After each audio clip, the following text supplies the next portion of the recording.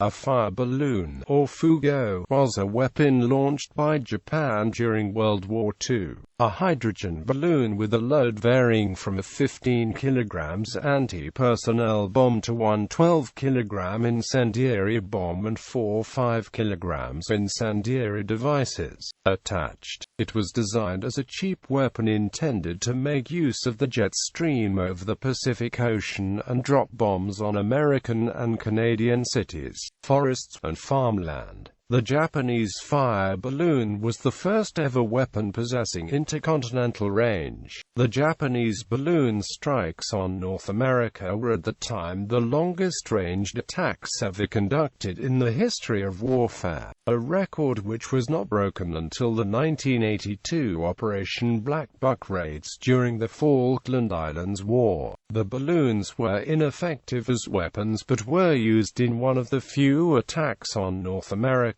during World War II. Overview. From late 1944 until early 1945, the Japanese launched over 9,300 fire balloons, of which 300 were found or observed in the U.S. Despite the high hopes of the designers, the balloons were ineffective as weapons, causing only 6 deaths and a small amount of damage. The Japanese designed two types of balloons.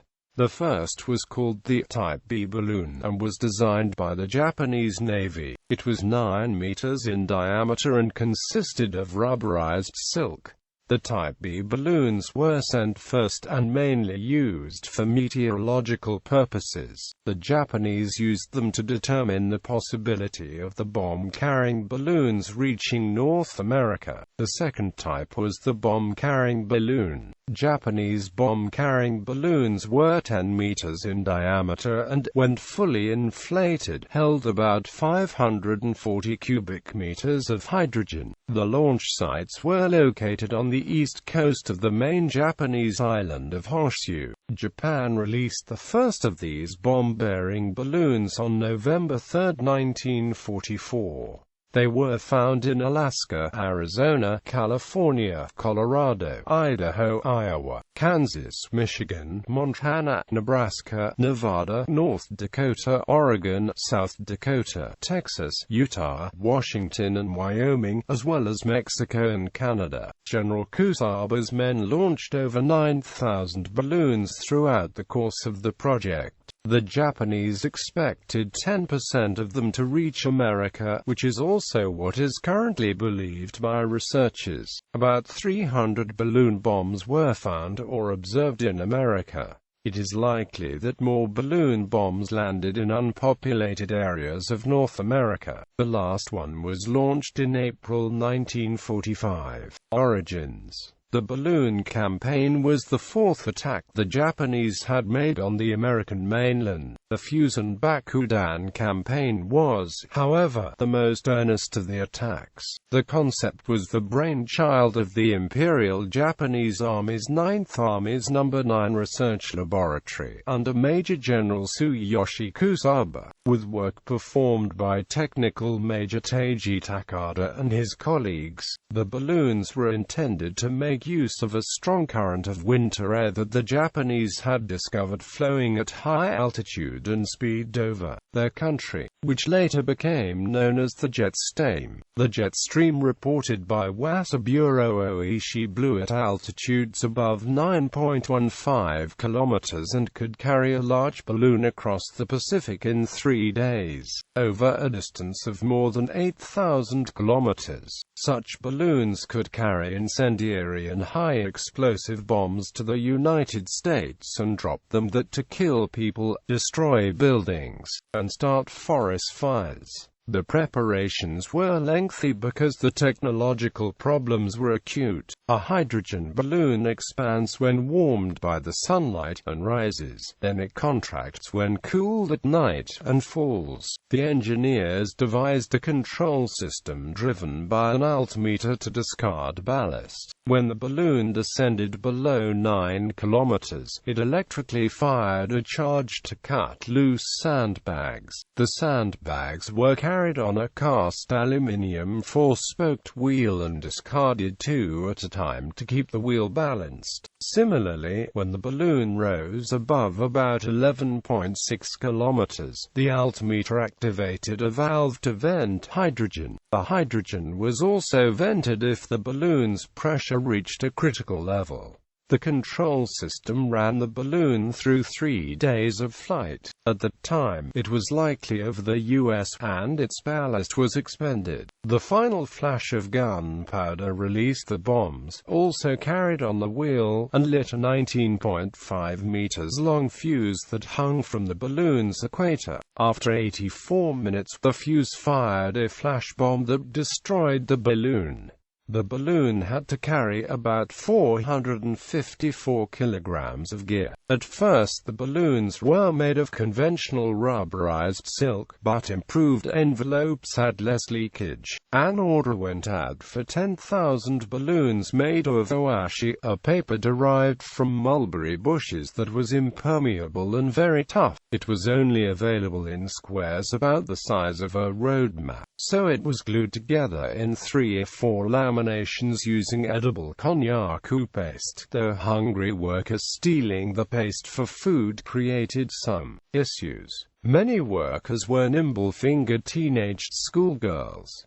They assembled the paper in many parts of Japan. Large indoor spaces, such as sumo halls, sound stages, and theaters, were required for the envelope assembly. The bombs most commonly carried by the balloons were Type 92 15 kg high-explosive bomb consisting of 9.5 pounds picric acid, a TNT surrounded by 26 steel rings within a steel casing 4 inches in diameter and 14.5 inches long and welded to a 11-inch tail fin assembly. Type 97 12 kg thermite incendiary bomb using the Type 92 bomb casing and fin assembly containing 11 ounces of gunpowder and 1.5-kilogram magnesium containers of thermite. 5 kg thermite incendiary bomb consisting of a 3.75-inch steel tube 15.75 inches long containing thermite with an ignition charge of magnesium, potassium nitrate and barium peroxide. The Japanese Imperial Army Noborito Institute cultivated anthrax and Pasteurella pestis. Furthermore, it produced 20 tons of cowpox viruses, which is quantity to be equivalent to the whole area of the United States. The plan of deployment of these biological weapon-on-fire balloons was planned in 1944. The Emperor Hirohito did not admit deployment of biological weapon on the occasion of a report of President Staff Officer Umezu on October 25, 1944. Consequently, the biological warfare was not realized. Similar, but cruder, balloons were also used by Britain to attack Germany between 1942 and 1944. Offensive. A balloon launch organization of 3 battalions was formed. The 1st Battalion included headquarters and 3 squadrons totaling 1,500 men in Ibaraki Prefecture with 9 launch stations at Otsu. The 2nd Battalion of 700 men in 3 squadrons operated 6 launch stations at Ichinomiya, Chiba, and the 3rd Battalion of 600 men in 2 squadrons operated 6 launch stations at Nakazo in Fukushima Prefecture. The Otsu site included hydrogen gas generating facilities, but the 2nd and 3rd Battalion launch sites used hydrogen manufactured elsewhere. The best time to launch was just after the passing of a high-pressure front, and wind conditions were most suitable for several hours prior prior to the onshore breezes at sunrise. Suitable launch conditions were expected on only about 50 days through the winter period of maximum jet stream velocity, and the combined launch capacity of all three battalions was about 200 balloons per day. Initial tests took place in September 1944 and proved satisfactory. However, before preparations were complete, B-29s began the raids on the Japanese home islands. The attacks were somewhat ineffectual at first but still fueled the desire for revenge sparked by the Doolittle raid. The first balloon was released on November 3, 1944. Major Takada watched as the balloon flew upward and over the sea. The figure of the balloon was visible only for several minutes following its release until it faded away as a spot in the blue sky like a daytime star. A few balloons carried radio sound equipment rather than bombs. These balloons were tracked by direction-finding stations in Ichinomiya, Chiba, in Iwinuma, Miyagi, in Misawa, Aomori, and on Sakhalin to estimate progress toward the United States. The Japanese chose to launch the campaign in November because the period of maximum jet stream velocity is November through March. This limited the chance of the incendiary bombs causing forest fires, as that time of year produces the maximum North American Pacific coastal precipitation, and forests were generally snow-covered or too damp to catch fire easily. On November 4, 1944, a United States Navy patrol craft discovered one of the first radio-sound balloons floating off San Pedro, Los Angeles. National and state agencies were placed on heightened alert status when balloons were found in Wyoming and Montana before the end of November. The balloons continued to arrive in Oregon, Kansas, Iowa, British Columbia, Saskatchewan, Manitoba, Alberta, the Yukon, Northwest Territories, Washington, Idaho, South Dakota, Nevada. In all, 7 fire balloons were turned into the Army in Nevada, Colorado, Texas, northern Mexico, Michigan, and even the outskirts of Detroit. Fighters scrambled to intercept the balloons, but they had little success. The balloons flew very high and surprisingly fast, and fighters destroyed fewer than 20. American authorities concluded the greatest danger from these balloons would be wildfires in the Pacific coastal forests. The 4th Air Force, Western Defense Command and 9th Service Command organized the Firefly project of 2,700 troops, including 200 paratroopers of the 555th Parachute Infantry Battalion with Stinson L-5 Sentinel and Douglas C-47 Skytrain aircraft. These men were stationed at critical points for use in firefighting missions. The 555th suffered 1 fatality and 22 injuries fighting fires. By early 1945, Americans were becoming aware that something strange was going on. Balloons had been sighted and explosions heard from California to Alaska. Something that appeared to witnesses to be like a parachute descended over Thermopolis, Wyoming. A fragmentation bomb exploded, and shrapnel was found around the crater. A P-38 Lightning shot a balloon down near Santa Rosa, California. Another was seen over Santa Monica, and bits of washi were found in the streets of Los Angeles. In February and March 1945, P-40 fighter pilots from 133 Squadron, Royal Canadian Air Force Western Air Command operating out of RCAF Patricia Bay, intercepted and destroyed 2 fire balloons. On February 21, Pilot Officer E. Maxwell shot down a balloon, which landed on Summers Mountain in Washington state. On March 10, Pilot Officer J. O. Patton destroyed a balloon near Salt Spring Island, British Columbia, on March 10, 1945. One of the last paper balloons descended in the vicinity of the Manhattan Project's production facility at the Hanford site. This balloon caused a short circuit in the power lines supplying electricity for the nuclear reactor cooling pumps, but backup safety devices restored power almost immediately. 2 paper balloons were recovered in a single day in Modoc National Forest, east of Manchester. Near Medford, Oregon, a balloon bomb exploded in towering flames. The Navy found balloons in the ocean. Balloon envelopes and apparatus were found in Montana and Arizona, and inside Canada in Saskatchewan, in the Northwest Territories, and in the Yukon Territory. Eventually, an Army fighter managed to push one of the balloons around in the air and force it to ground intact, where it was examined and filmed. Japanese propaganda broadcasts announced great fires and an American public in panic, declaring casualties in the thousands. Hayfork is a small community in Northern California, about 40 miles west of Redding. On February 1, 1945, a Japanese bombing balloon was spotted by several local residents drifting over the Trinity National Forest area and slowly descending. No one knew what it was, but an alert forest ranger called the military authorities at the Presidio of San Francisco and reported it. Meanwhile, the balloon came to rest atop a 60-foot dead fir tree in the forest near a local road. In the next few hours, several people gathered in the area to gaze up at the strange object.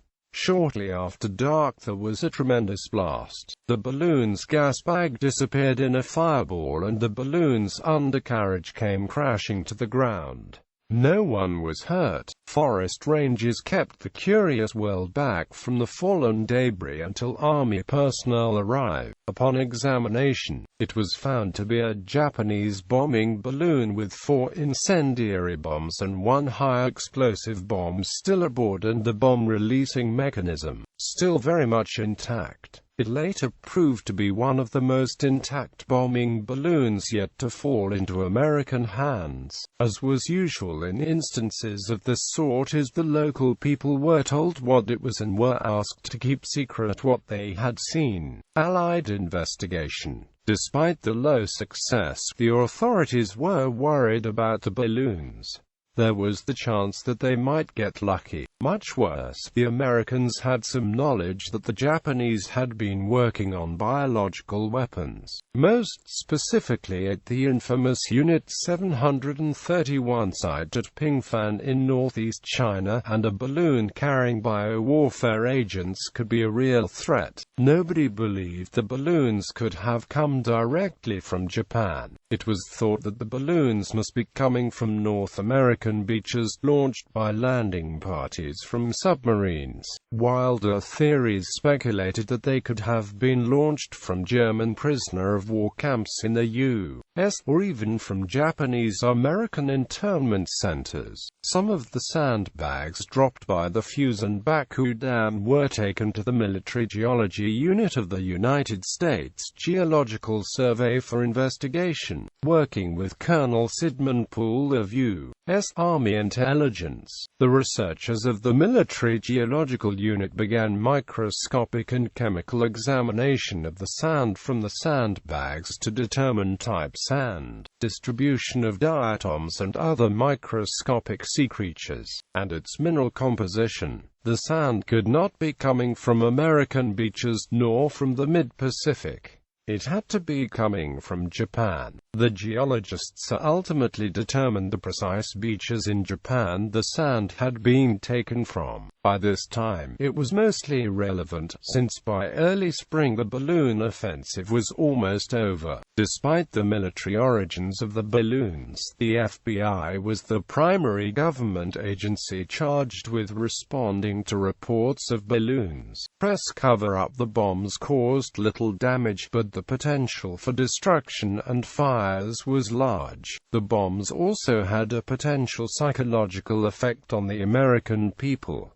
The U.S. strategy was to keep the Japanese from knowing of the balloon bomb's effectiveness. In 1945, Newsweek ran an article titled "Balloon Mystery" in the January 1st issue, and a similar story appeared in a newspaper the next day. The Office of Censorship then sent a message to newspapers and radio stations to ask them to make no mention of balloons and balloon bomb incidents. They did not want the enemy to get the idea that the balloons might be effective weapons or to have the American people start panicking. Cooperating with the desires of the government, the press did not publish any balloon bomb incidents. Perhaps as a result, the Japanese only learned of one bomb's reaching Wyoming, landing and failing to explode, so they stopped the launches after less than 6 months.